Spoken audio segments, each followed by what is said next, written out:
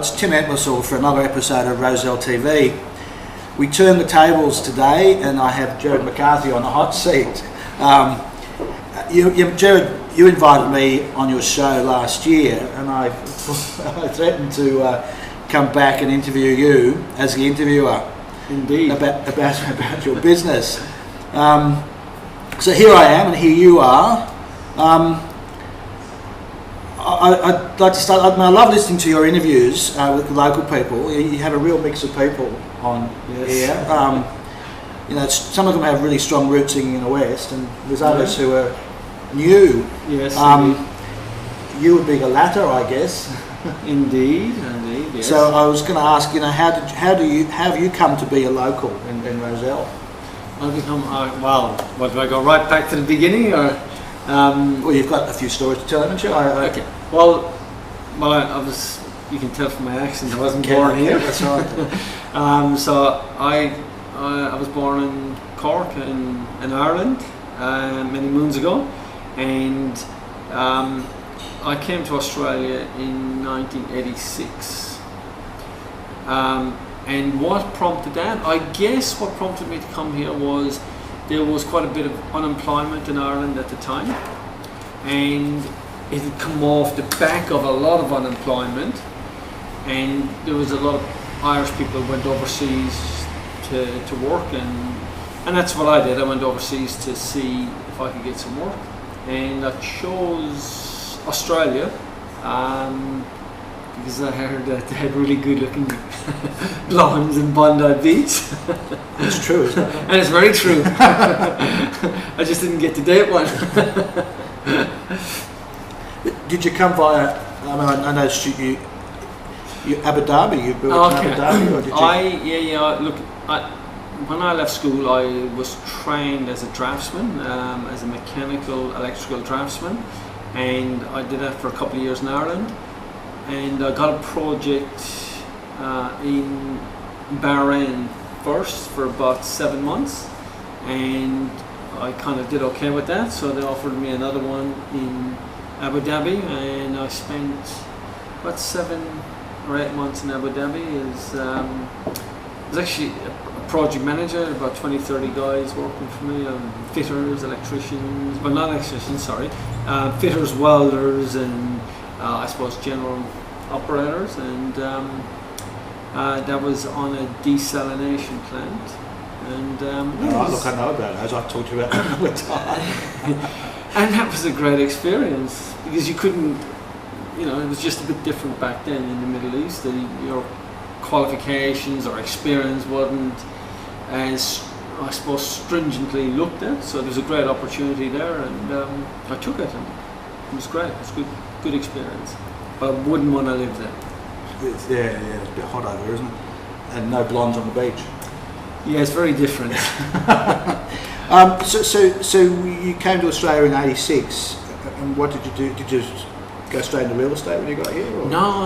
As I said, I was a draftsman, and I seemed to be on a mission to get here, and that was to get residency.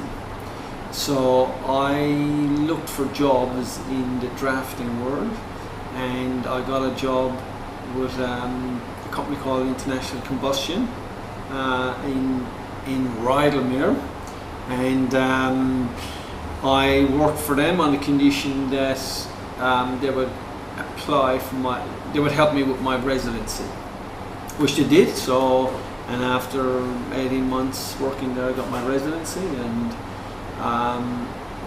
after that I started a business in computer-aided design, which was the thing at the time. I was just coming into, it's just starting to get popular. Mm-hmm. I mean, you were moving from your DOS machines, your 286 DOS machines to 386. Yeah. So it was pretty, considering where we are today, it was pretty archaic, but still it made people efficient. And so along with 4 other guys, we set up a company which is still going today, called CAD Group Australia. Still operates out of Glebe, and they were pretty successful. But I worked there for about 7 years. So you started it, and then you sold it on yourself? I sold out my shares. Oh, okay. I had got the 7-year itch. The time to go and do something else. And so then I Yeah, I sold my shares and moved on. And so is that when you went into real estate? Yeah, well, it was a few years. I guess I kind of stumbled into real estate because I had an interest. And around that time I had an interest in investing in property. And I started doing some courses on how to invest in property. I bought and sold some properties and did a few different interesting things. And I worked for a company that were selling properties off the plan. Okay. And I didn't like where that particular company was heading. I felt it lacked integrity for me. And so I resigned. I was a contractor there, but I left. And then I kind of said, what happens next? So that's when I went into real estate. You started a business? No, I worked for a company actually just down the road here in Roselle, and it was actually a Remax franchise, and I worked for them for a couple of years. There was a new franchise there, and I kind of realised that residential real estate in the traditional manner was not their forte. So I decided that I should probably start my own business.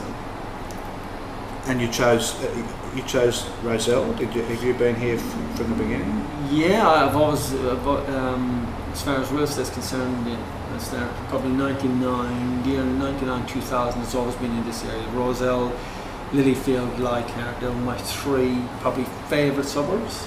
And obviously all the other ones around like Balmain and Drummoyne and Camperdown. But the three kind of hot suburbs for me would have been Roselle, Lilyfield, Leichhardt consistently. I was going to take you on a bit of a what's the word? A tangent. It was more. I've looked at, I've followed your Facebook page for a while, and I know you to speak to, of course. But I see you seem to have this real love of this area, which is sort of very, very different to what you do. I mean, you run Roselle TV. Yes. But when I look at your Facebook page, it's all full of it's not real estate there. It's all about graffiti and what's going on in the area. Yes. I guess I really wanted to ask you. You seem to have this absolute love of this place. And where does that come from? I guess it's from living locally. I actually live in Drummoyne, but I have lived in Leichhardt, I've lived in Roselle, so I've always been very close around the area. I guess one of my passions is football, which has been in Balmain, and I've been playing for Balmain probably now over 35 years for, my goodness, getting close on 10 years. Getting close on 10 years now. And I guess I do a lot of my own letterbox drops. 5:30 in the morning, and you kind of see things that at that time of the day you don't kind of, when you're during the busy day, you don't tend to observe as much. Should we ask about that, or? Well, a lot of the graffiti stuff is when I'm out doing letterbox drops. That's pretty interesting, and so I just photograph it. And I think that's what it kind of, to me, it's an integral part of the suburb, like what's going on the walls, and I love the houses.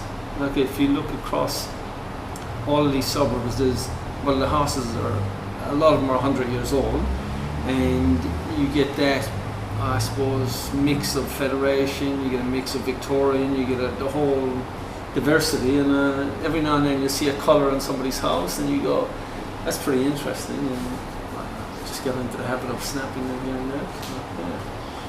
But it's quite unusual for a real estate agent to have a passion for architecture, isn't it?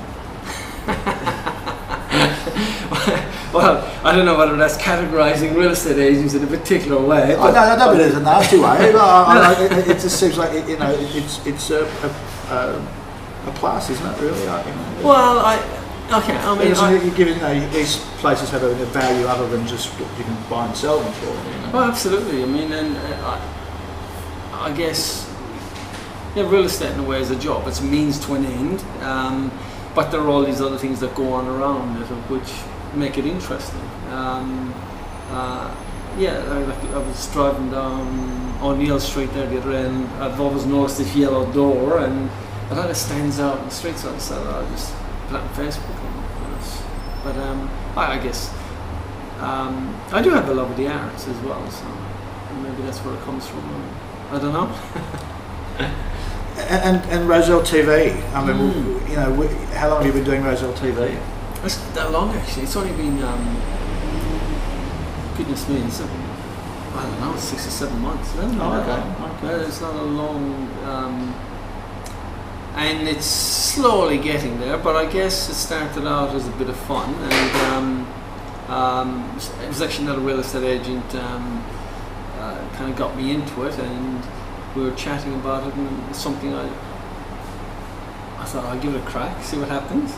And I found it fascinating, just sitting down next to somebody having a chat as we are now. And something starts to unfold in that process that you don't get when you're just generally chatting to somebody, I guess. So I'm putting you on the spot. I mean, who have you been your favourite interviewees, apart from myself? Apart from yourself, Tim, yeah. There are quite a few of them that stand out. I guess there is one I just did recently from Robin. It was a one-day guy from as a Duta, that band, and he came from Iraq, and his story was fascinating, like in where he grew up, and so I guess it's people's background and what kind of where they come from, what's motivated them. That's the kind of thing that fascinates me. It's not so much actually what they're doing today. I mean, that's of interest, but I kind of really like the background story of what inspired them to do the next thing, and I guess it's also interesting to hear that with all his interviews, there's never been plain sailing for anyone I've interviewed. There's always been some stumbling blocks and how they got through it, and I find that of interesting. Look, I think every interview I've done, I've found was really interesting. Like there's something interesting about it. So where do you think you'll take it? Are you going to keep doing it the same way, or are you going to see if you can get someone onto national television? I don't think so. Look, I'll keep doing it when I get the time. It is time consuming, and I'll keep doing it. Look, I guess it's starting to get to a position now. People are asking me, when I interview them, and that makes it much easier. And so I'll keep doing it as long as that happens. I will seek out a few people as well along the way, and Chappelle Corby, you could try and cash. I don't think Roselle TV's petty cash team will stretch to what she might be out here. But there's lots of fascinating characters around here. Oh, it is. I have to say, I've learned that from watching your programs. Look, I've sort of come to the end of what I plan to ask you, but is there anything that you think you should talk about to your audience? Really? Just as we were talking about Roselle TV, for me, it's actually about community and about. Everything's so fast-paced now, and it's whatever can happen. The little things actually matter. Like to me, the football club matters.